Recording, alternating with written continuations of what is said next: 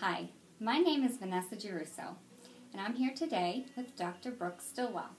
She's a chiropractor, and she's going to tell us a little bit about herself and her profession.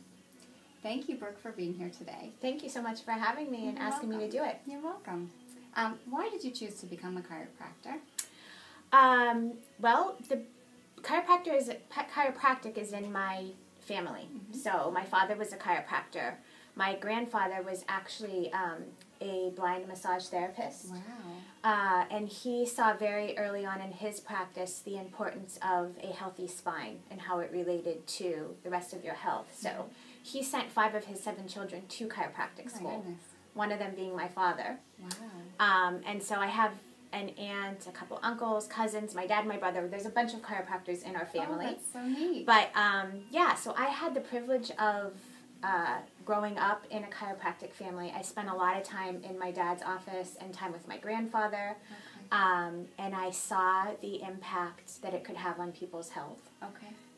And so it's what I've always wanted to do. I mean, I can remember adjusting my baby dolls, really. Really? Yeah. And oh, is that funny? yeah, so that's awesome. how I happened into the profession. So you knew forever that you wanted to be a chiropractor? Yes, I did not waver many times. Once I thought I wanted to be a journalist, but no, it was always chiropractic. So that's great. Yeah.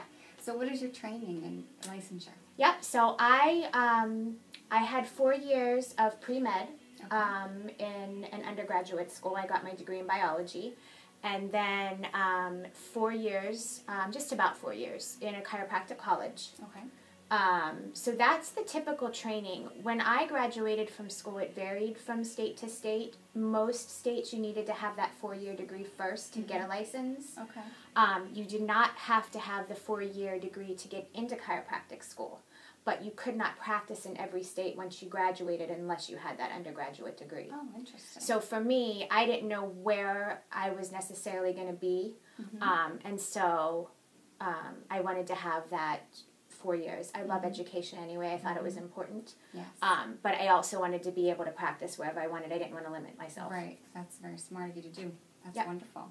Okay, so you had to go through a licensure program also, so you have a license. So so with the chiropractic license, there are 2 things. So when you, as you're actually going through school, you start taking national boards, right? Okay. So there's 4 parts. And I think you start the first part like your 2nd year into school.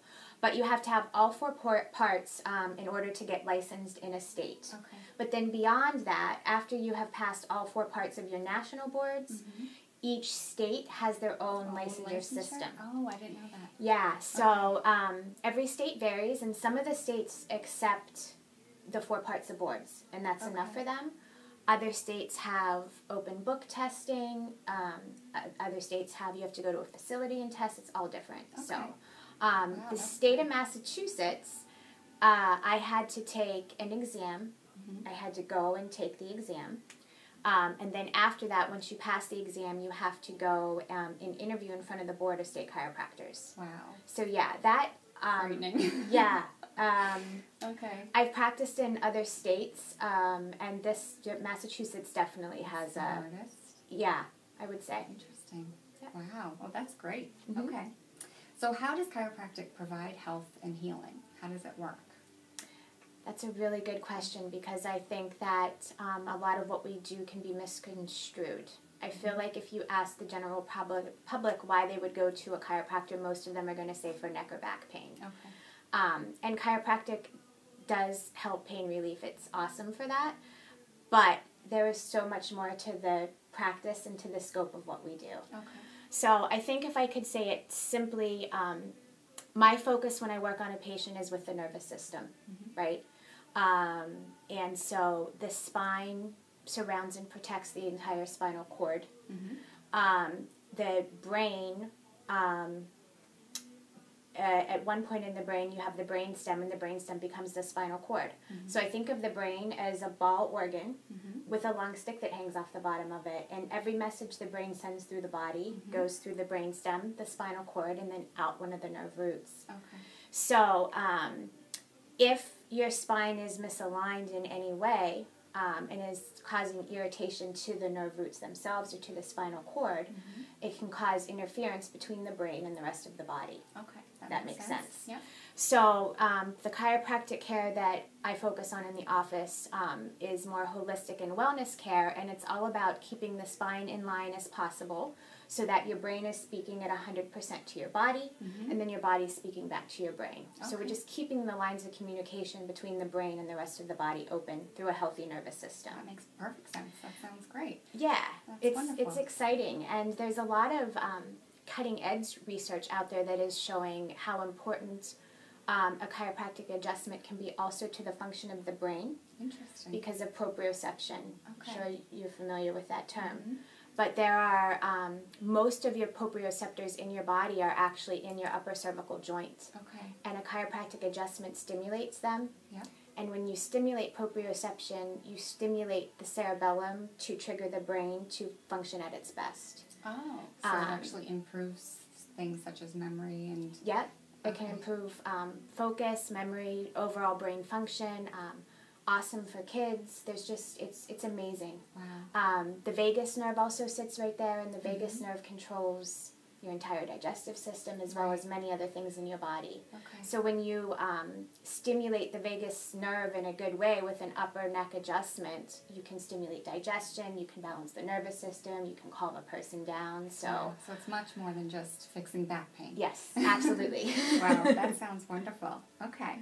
How does chiropractic interface or not with traditional medicine? I think that the two are very different. I feel like, and I don't want to say this to put down on traditional medicine because I have all the respect in the world for medical doctors and nurses and whatever the case may be. There's such a need for it, but it's very different. I feel like traditional medicine is more sick care, focusing on a diagnosis and a symptom, whereas chiropractic care is health care. Okay. So we don't... in this office, we don't label a person with a diagnosis. We're not treating a symptom. We're looking at your health and prevention and overall function, which I feel like is very different to traditional medicine. Yes, it sounds like it. Do you have patients who see traditional doctors who their traditional doctor has referred you to them, to the patient? Unfortunately, no. No, you haven't? Not often. I haven't had...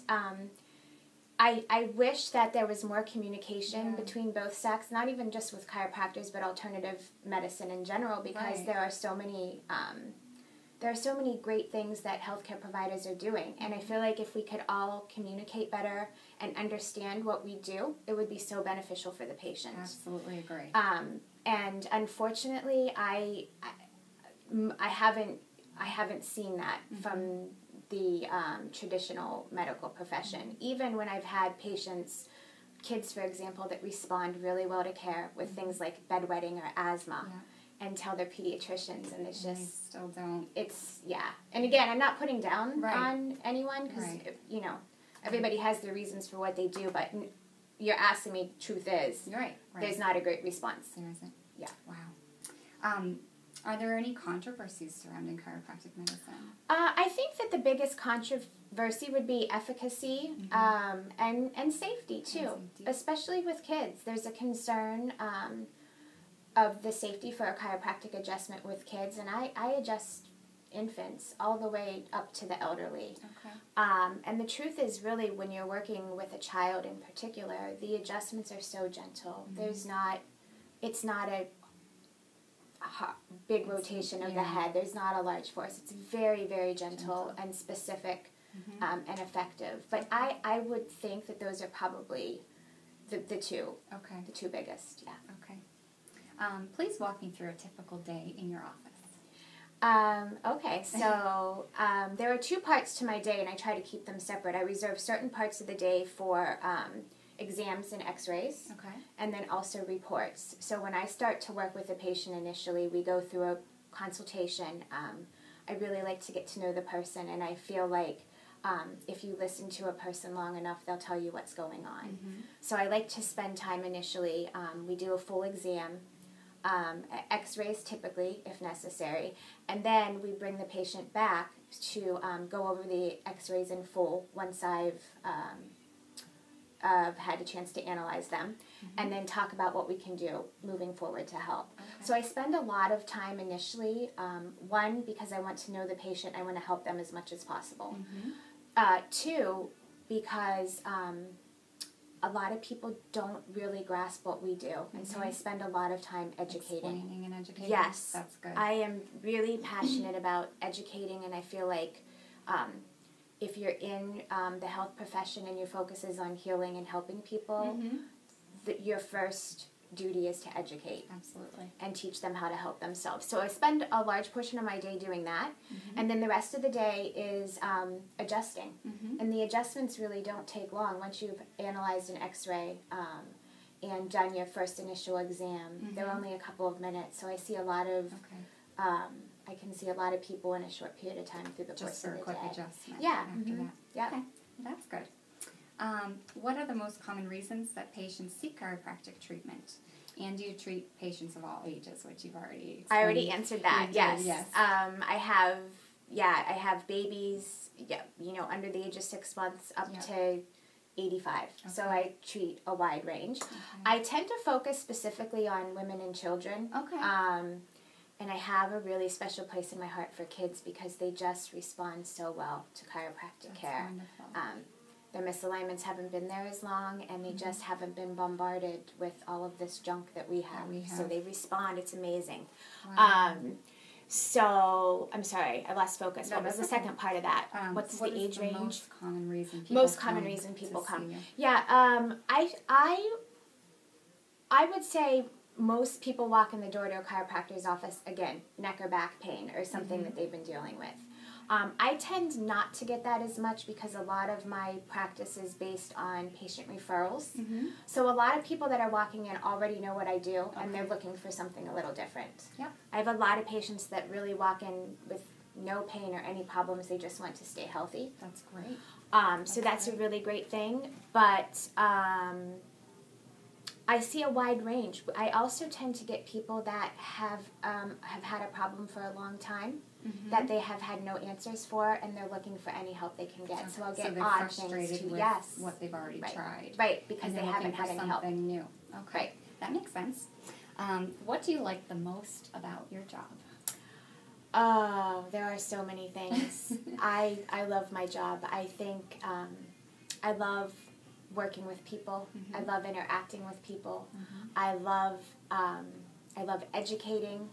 I love the chance to just see a person make their own changes and take accountability for their health, and just see what they can do when they are accountable.